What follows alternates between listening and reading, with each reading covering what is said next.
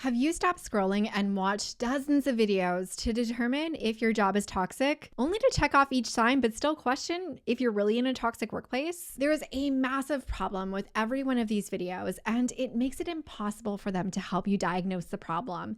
And it leaves you stuck in your toxic job questioning if it's that bad or if it's all in your head. In this video, we're going to talk about what those talking heads don't know and the 10 undeniable signs you are in a toxic work environment and you need to plot your escape. But before we can get to the signs, we need to talk about the 2 things every article and video I have seen has missed. These posts promise to deliver the undeniable signs your job is toxic.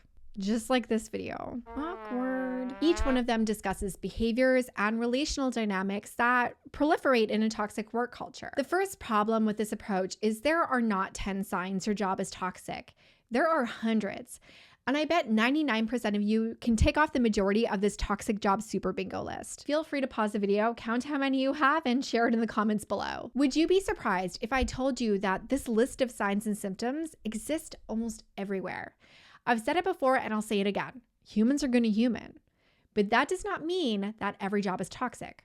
Here's a great example. One of my former colleagues frequently got into yelling matches with the big boss. These were not discreet. The entire office would hear them. Most people would categorically call this dynamic toxic for very obvious reasons. But my coworker didn't. In fact, they loved it. My coworker considered yelling to be passionate communications, and they were energized by these exchanges. Which brings me to the second problem with the typical signs of a toxic work environment. And this one is the fundamental reason why 99% of these lists are never going to give you any answers. All the signs and symptoms are focused on the wrong thing. There are hundreds of potentially toxic behaviors and dynamics in the workplace. There's a reason why your coworkers might not perceive the company as toxic, even if they are targeted by the exact same behaviors that you are in that workplace. And even if they experience them with more intensity and more frequency. When we're talking about toxic workplaces, we're talking about workplace trauma. I know, big scary word you're probably not very comfortable using, but we call things what they are around here. When it comes to trauma, workplace or otherwise, the trauma you experience is not your boss yelling at you. It is not your coworker undermining you or taking credit for your work. It's not even the bullying and harassment you're a target of. That's the traumatic event. To quote Dr. Gabor Mate, trauma is not the event, it's what happens inside of you as a result. This is why my coworker would be delighted by the intense exchange, while I would experience that exact same exchange as toxic. This is also why the endless list of signs will never tell you if your workplace is toxic. The real signs your job is toxic are not in the work environment. They're not the BS your coworkers try to pull, or even how your toxic boss shows up.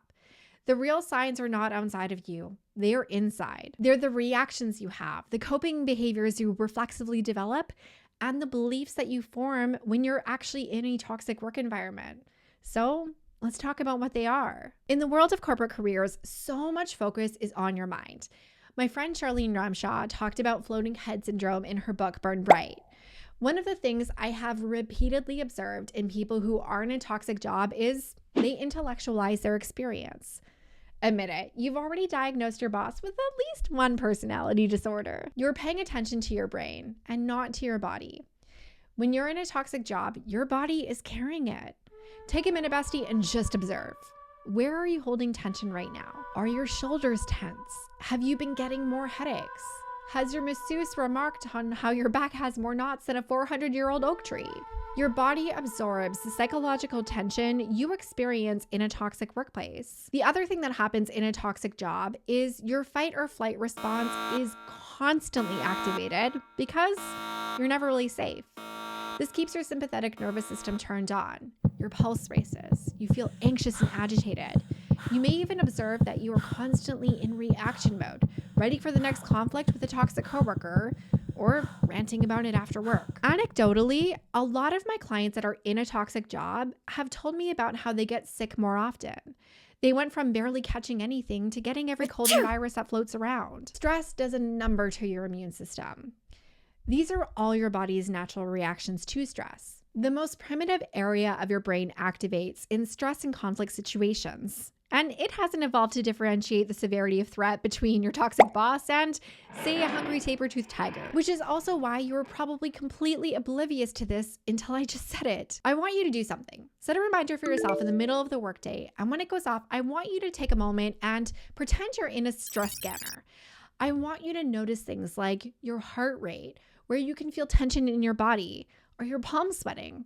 Do this a couple of times a day, and you might realize how overtaxed your nervous system is becoming. And this is one of the causes of the second sign of a toxic workplace. And if you're up past midnight watching this, you can go ahead and check it off before I even tell you what it is. It's the end of a long, hard work day. You're exhausted from all the drama you had to deal with at work. Yet, when you go to bed, you're tossing and turning. You can't stop thinking about the day, replaying different situations in your head. I could have said this, I could have done that. They're probably a sociopath. When you do manage to fall asleep, you're having stress dreams. Heck, even if you left your toxic job years ago, you're still having them and waking up in the middle of the night. This leaves you fatigued the next day. One of the most common symptoms of trauma is sleep disruptions. And this has a compounding effect. We all know how irritable we are when we don't get our beauty sleep. When you are sleep deprived, you get brain fog, your mental processing is a bit slower, and psychologically speaking, you're less resilient. The long-term effects of sleep deprivation are even worse. The loss of sleep has you racking up sleep debt faster than your laundry pile. In my experience, there is a good chance you're also experiencing the third sign in an attempt to alleviate this one. An evening in my life after a toxic job. Today was a tough day at work, so I spent my commute scrolling videos trying to decompress. When I got home, I made dinner while ranting to my husband about everything that happened at work. Then I decided to have a glass of wine to try to take the edge off and calm my nerves. After dinner, I did some online shopping, ate some ice cream, and watched old episodes of Sex and the City until I crashed on the couch. It goes without saying, when you are in a toxic job, you are miserable. You're dealing with negativity and BS all day. It wears you down. Luckily, your brain is a wonderful, magical device, and it has two primary jobs that trump literally everything else: to keep you safe and to seek pleasure. When you are in a toxic job, you will automatically avoid stress and drama at work, which we'll come back to in a minute. But you will also self-medicate to try to feel better at the end of the day, or even during. Many of these are attempts to disassociate from what is happening to protect you and to trigger your dopamine. I've always admired people who self-medicate through exercise, and while I love the odd rage run, my go-tos have always been scrolling my phone and online shopping. I like to buy my feelings. Many of the clients that I've worked with to get over their toxic job have used food, substances, screen time, and shopping. These are all subconscious efforts to self-soothe. They will deliver the instant dopamine hits that your brain is seeking, but they will not increase your baseline happiness, increase your sense of safety, or have any lasting effect on your wellness. In fact, many of the ways that people self-medicate are harmful to their health, self, and bank account. Which brings us directly to the fourth sign: your workplace is toxic. How many days do you wake up with the exact thought of, oh, I don't want to go to work? You have to hype yourself up to get up to go to work, and it's getting harder to do every day.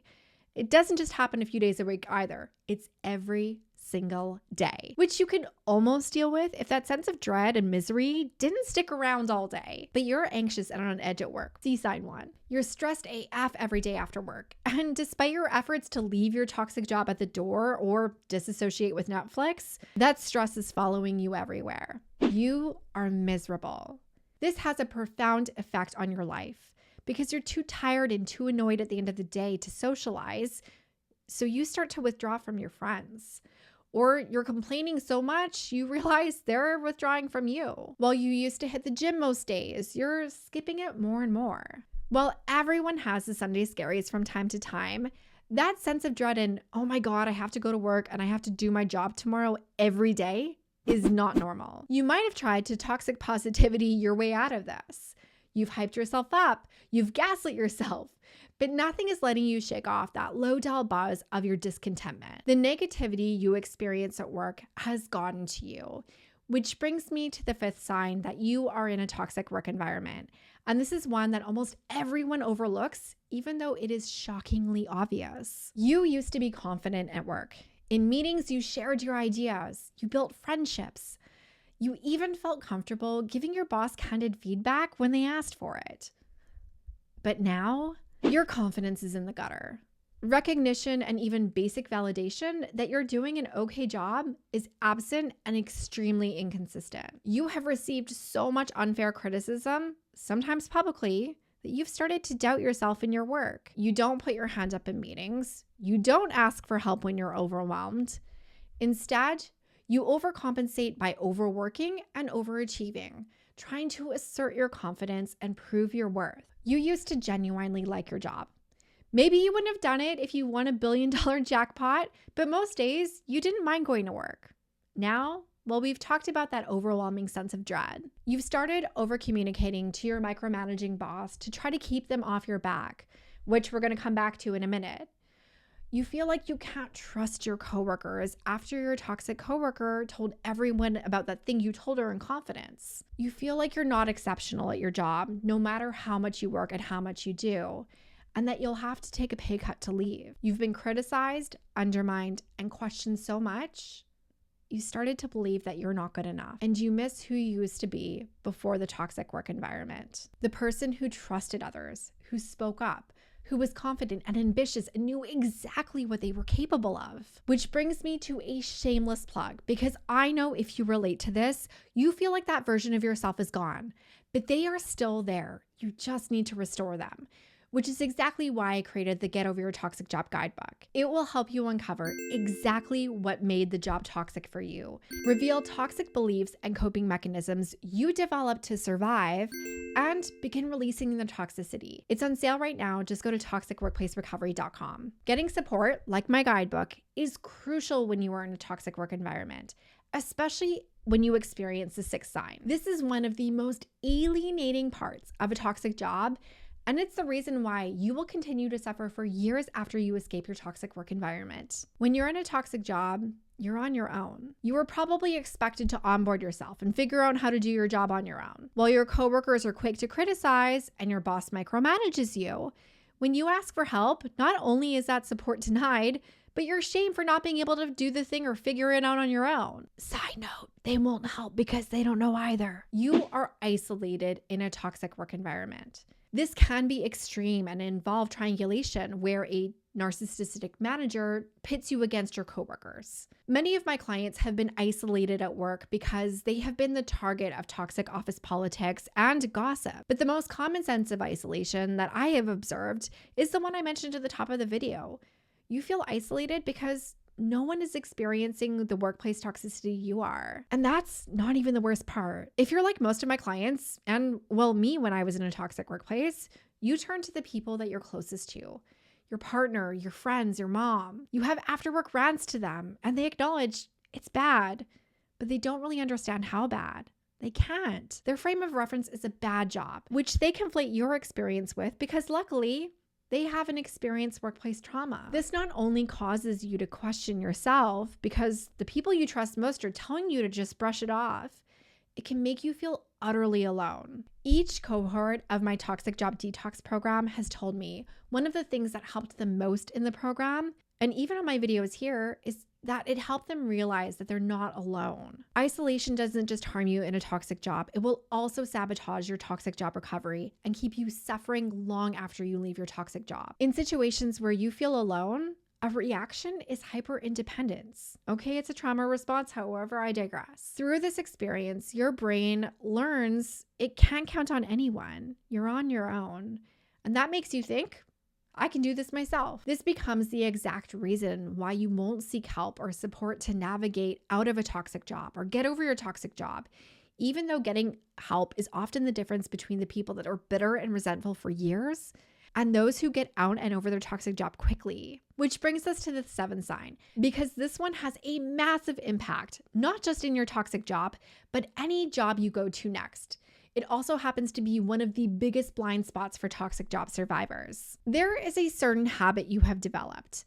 It emerges to protect you in the toxic job, but over time, this habit grows. And even when you leave your toxic job, even if it's for your dream job, this habit will turn it toxic. Yet most toxic job escapees think it's a good thing. You are always one step ahead at work. To control your micromanaging boss, you learn to be proactive, over-communicate, and be prepared for every meeting and conversation. To avoid being blown up at, embarrassed, or picked apart, You learn to anticipate needs and accommodate them before you were asked, or just in case you were asked. The thing is, this habit transformed from coping mechanism to your standard operating procedure, which wouldn't be so bad. But this hypervigilance keeps you in that stress response, panicking and trying to predict the future. This hypervigilance doesn't just show up when it comes to anticipating the next move to avoid drama. You are hyper aware of the toxic behaviors and dynamics at work. You see them everywhere, which brings us to the 8th sign that you are in a toxic job. This toxic workplace sign is just like stubbing your toe on a coffee table. Once upon a time, a long time ago, you had never stubbed your toe on a coffee table. You were blissfully unaware of the excruciating pain it would elicit. But at some point, it happened. The original stub. The agony. And the next time you walk by a coffee table, your brain was automatically more cautious to avoid the pain and suffering a stub would cause. Your brain also generalized this information. And you know that all coffee tables, end tables, etc. are safety threats to the well-being of your toes. Well, this is exactly what happens in a toxic work environment. Based on your lived toxic work experience, your brain generalizes the experience. The generalization both creates a fear that your next job will be just as toxic or worse, and that all companies are toxic. When your brain generalized this information, it formed a belief that is as factual as a belief in the tooth fairy. One of the clearest ways to tell that you are in a toxic job is by whether or not you believe all jobs are toxic. I see this in the comments every day, and each is a screaming trauma response. Sadly, I've spoken to hundreds of people who have changed their careers and their whole lives based on this belief. It's also important to note the belief that all jobs are toxic is one of the top things that keeps people stuck in a toxic work environment, which is something I'll talk more about in my next video, so make sure you're subscribed. You don't want to miss it. The next sign is probably the most sinister, and if you're experiencing it, you probably feel like you've lost your marbles. Over the years, countless people have made this shockingly common confession to me. Each one has expressed guilt, shame, and even told me they felt like they were tempting fate when they admitted what was on their mind. They hope to get sick. They want to get fired. They hope a major life event would force them to have to take an extended leave of absence or make them quit their jobs because they couldn't find another way out. This is beyond playing hooky to take a mental health day. These doomsday dreams align with what you experience in a toxic work environment. As we discussed earlier, your stress response weighs you down. Your confidence gets trashed, so escaping feels almost impossible. Which brings me to the final sign that you are in a toxic workplace. This last sign is actually what brought you to this video in the first place. To realize how subtle yet concise this sign is, I want you to take a step back and think about a time where you were in a normal work environment, maybe even a positive one. When you were in this job, did you ever wonder if it was toxic? When people are in work environments where they are supported, respected, and treated well, they don't wonder if their job is toxic. Drop a mind blown emoji in the comments if this just crystallized everything for you. Obviously, this brings us to the question, what do I do now? With this level of clarity that your job is toxic, there is no going back, and you can't fix a toxic work environment. Toxic work culture starts and ends at the top. What you can do is get out and over your toxic job. I want you to go to this video next to learn how.